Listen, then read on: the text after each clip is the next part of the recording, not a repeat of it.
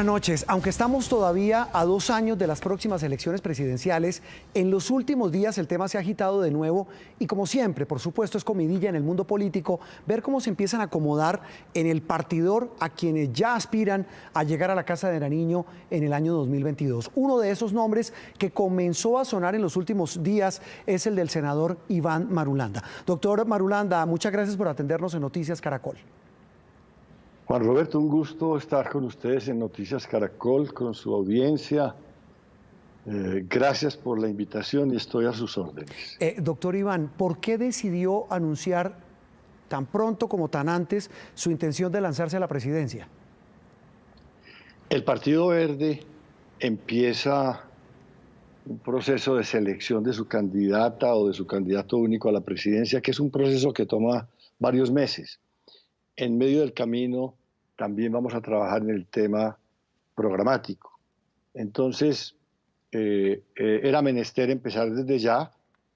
Las inscripciones ya están en camino. Las reglas de juego van a estar también en la próxima semana, seguramente. Y empieza, repito, un proceso interno de consulta interna que va a llevarnos dentro de un año a tener un candidato o una candidata única del Partido Alianza Verde. Doctora Marulanda, esto es mecánica política, por supuesto, pero un poco para claridad de los televidentes. Usted me corrige, usted renunció al movimiento Compromiso Ciudadano, el que lidera Sergio Fajardo, ¿es así?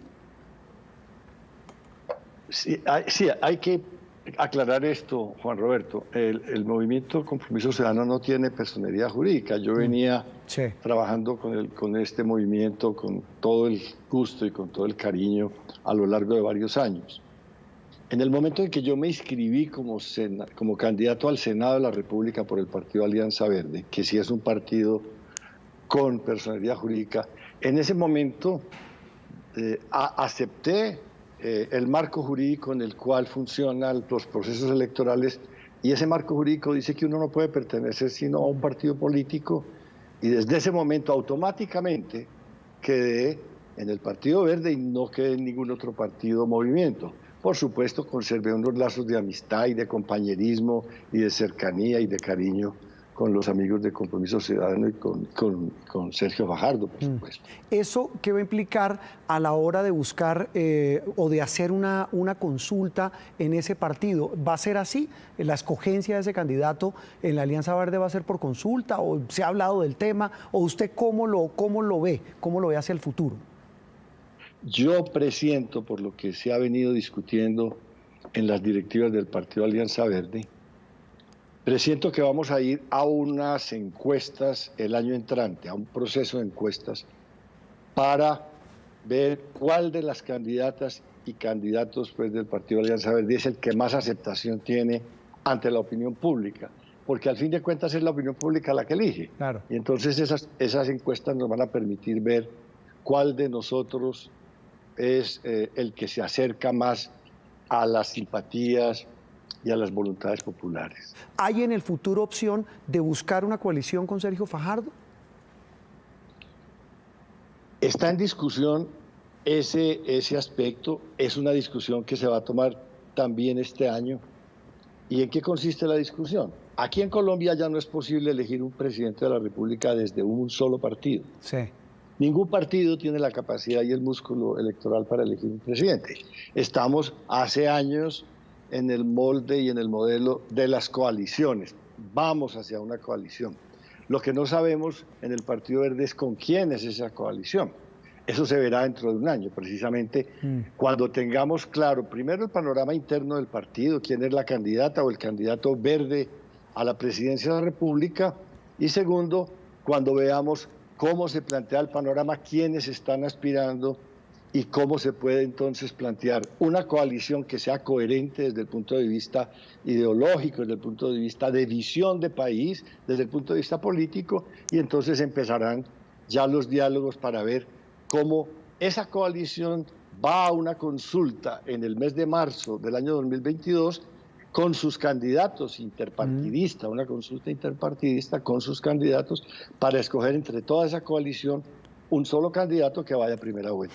El senador Gustavo Petro trinó lo siguiente sobre usted. Dijo, es un buen candidato, debería buscar un gran acuerdo nacional con reformas para hacer transitar a Colombia hacia un país productivo, pacífico y democrático. Buen viento, importante que el Verde, refiriéndose a usted, definiera oficialmente si quiere una consulta con nosotros o no. ¿A usted le suena eso en este momento o todavía muy pronto?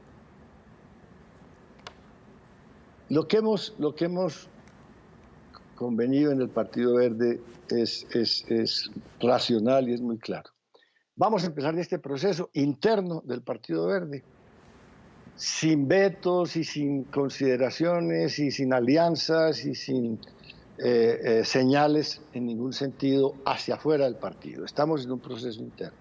Dentro de un año, ya cuando tengamos un candidato o una candidata, nos sentamos a mirar el panorama y vemos en ese espectro político que se plantea para las elecciones presidenciales de 2022, qué hay y con quiénes podemos encontrar una proximidad y con quiénes podemos ir juntos a la carrera presidencial. Sí. Eso sí, arrancamos sin vetos, pero tampoco arrancamos con simpatías, ni con acuerdos, ni con compromisos con nadie. Estamos en un proceso interno.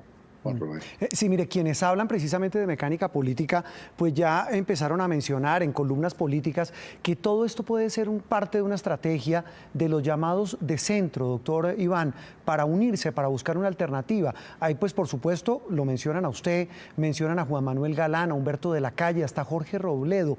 Eso, por lo que estoy entendiendo, es viable en la medida en que el tiempo, las coincidencias y la coherencia política lo permitan. ¿En qué estoy pensando yo? No en un centro ideológico, no en una posición política ecléctica o neutral o indiferente o indefinida. No.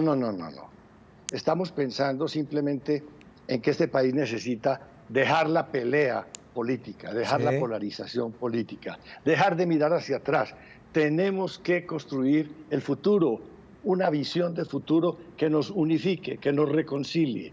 Entonces, es un espectro político que sea capaz de generar esperanza, que sea capaz de acabar con la pelea, con el odio, con los insultos, y que construya un idioma de diálogo, repito, y de reconciliación y de visión hacia un proyecto de país hacia el cual debemos marchar unidos todos los colombianos.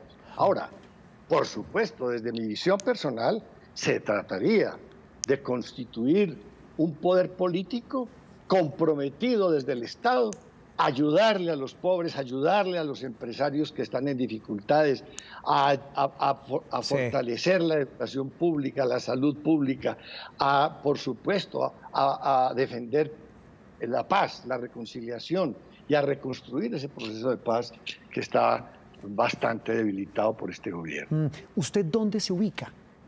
No, Juan Roberto, yo no estoy en esa pelea que está mirando hacia atrás. Yo tengo mucha experiencia en la vida pública, llevo 50 años en la vida pública. Sí. Yo fui compañero de Luis Carlos Galán, de Rodrigo Lara, y yo sé lo que es la violencia política en Colombia. Y yo le digo a la gente que está en la política, y le digo a los colombianos y a las colombianas, no más peleas desde la política, porque las señales que mandan esas peleas siempre conducen a la violencia, a la matanza, al baño de sangre. Sí. Y eso es injusto con el pueblo colombiano, pero además es absolutamente destructivo del futuro de esta nación. ¿Cuántas vidas hemos perdido preciosas para Colombia precisamente en esa desesperación de esos odios, de esas venganzas y de esos insultos desde la política? No más, no más. Pensemos en Colombia, construyamos. Aquí hay demasiados problemas que nos convocan para que hablemos de cosas concretas. ¿Cómo vamos a resolver el problema del hambre de la gente, del desempleo, el problema de la desesperanza de la gente, el problema de las empresas quebradas? ¿Cómo se va a resolver el problema de los jóvenes que están por fuera de los colegios y de las universidades? ¿Cómo va a resolver el problema de la salud? Tenemos más de 25.000 muertos este año con la pandemia. Entonces, ahí hay demasiadas cosas de qué hablar para que nos pongamos, para que sigamos insultándonos, Juan Roberto. Sí. No más insultos, no más insultos. Vamos a construir la esperanza de este país. No le podemos dejar a las generaciones futuras esta Colombia hecha un basurero. Eso no puede ser. Hay que dejarle un camino de esperanza a la juventud colombiana. El profesor Eduardo Pizarro León Gómez escribió un artículo en El Tiempo donde hablaba de eso, sobre la posibilidad de que a pesar de este ambiente tan caldeado, tan polarizado que hay en Colombia, el péndulo de la opinión se estaría moviendo hacia el centro. ¿Usted lo ve así? ¿Usted ve que la gente está cansada de este tema de la polarización de derecha y de izquierda? Total, Juan Roberto. Estamos extenuados. Pero es que además no le encontramos sentido a esa pelea. Es una pelea personal, es una venganza entre personas que tienen una historia que los enfrentó y que los enfrentó a muerte y la quieren perpetuar y nos quieren meter a todos los colombianos en esa pelea, no más. La gente de bien se merece un reposo, una tranquilidad, una esperanza, repito. Es que esto es muy peligroso, porque terminamos otra vez en un campo de batalla. Ya de hecho ha avanzado mucho el baño de sangre, fíjense todo lo que está pasando con los líderes sociales, lo que está pasando con los guerrilleros que se reinsertaron, que entregaron las armas, los están matando, lo que está pasando con las comunidades indígenas, lo que está pasando en los campos colombianos y lo que está pasando en las ciudades, no más. No más. Vamos a construir una civilización donde podamos, este es un país bellísimo, donde podemos vivir todos en paz, tranquilamente, poder ser felices con nuestra gente, con nuestras familias, siendo lo que somos, como somos. No nos traigan más peleas que nos separan, que nos dividen y que nos quitan las posibilidades de trabajo y las posibilidades de estudio. ¿Cuánta plata se está perdiendo en Colombia y cuánta riqueza con esta violencia? Entonces, sí, yo hago parte del cansancio, yo no quiero más esa pelea y no la voy a fomentar. ¿Usted va a basar su campaña, usted va a ser un candidato de oposición al actual gobierno? Estamos viviendo la peor crisis de la historia de Colombia, que se refleja ¿en qué? En hambre, en desempleo, en parálisis económica, en esta situación de empobrecimiento de la sociedad colombiana. Y el Estado, el gobierno, no ha reaccionado como debió haber reaccionado. El gobierno, el Estado fue constituido por el pueblo colombiano, lo paga el pueblo colombiano, nosotros somos empleados del pueblo colombiano para que le sirvamos. Y resulta que el gobierno está cruzado de brazos viendo este acontecer tan doloroso, le dejó sobre los hombros de la gente el peso de esta pandemia. Entonces la gente lo está pagando con hambre, con quiebras de las empresas, con desempleo, con parálisis económica. Eso no es justo. Cuando el gobierno tiene recursos, el Estado tiene recursos para servirle, para apoyar a la gente para que pueda vivir dignamente y a las empresas para que no se quiebren. Además, para eso está constituido. La Constitución le dice muy claramente, usted es el garante, el protector de la vida de las personas, pero también de la vida digna de las personas. Además es el orientador de la economía y tiene que ser el impulsor de la economía. Y la economía está parada y resulta que el impulsor de la economía está cruzado de brazos. Soy un crítico, pero no soy una persona obsesiva ni llena pues de rabia contra el gobierno. Yo voy a afincar mi trabajo político y lo afinco pensando en el futuro y pensando en las soluciones de los problemas de la gente. Sobre el tema de las protestas, se está hablando de protocolos, se habla de vandalismo, se habla de brutalidad de la fuerza pública y se habla, repito, de protestas como escenario, el nuevo escenario de esta polarización. La lectura suya sobre este fenómeno y sobre este episodio tan doloroso, tan terrible y tan confuso para el país, doctor Marulanda. Juan Roberto, primero, déjeme decirle lo siguiente.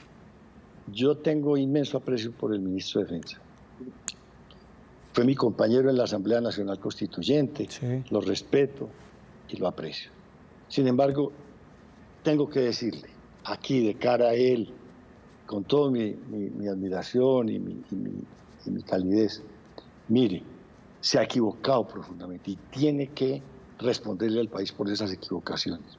Primero, usted no ha sido, señor ministro, no ha sido lo suficientemente vertical en la detención de la furia de la fuerza pública, del caos con que la fuerza pública está atendiendo esta situación de orden público. Hay que tener una comprensión de la gente, de la situación de la gente. Esto no puede ser que la fuerza pública vaya a arrollar de la manera que lo ha hecho y que lo hizo, por ejemplo, en Bogotá y el 9 y el 10 de septiembre con la población civil. Las calles le pertenecen a la gente, las calles son para protestar también si la gente quiere protestar, por supuesto, en paz. sin destruir, pero protestar, porque es que la voz del pueblo es la que tiene que conducir la conciencia de esta nación.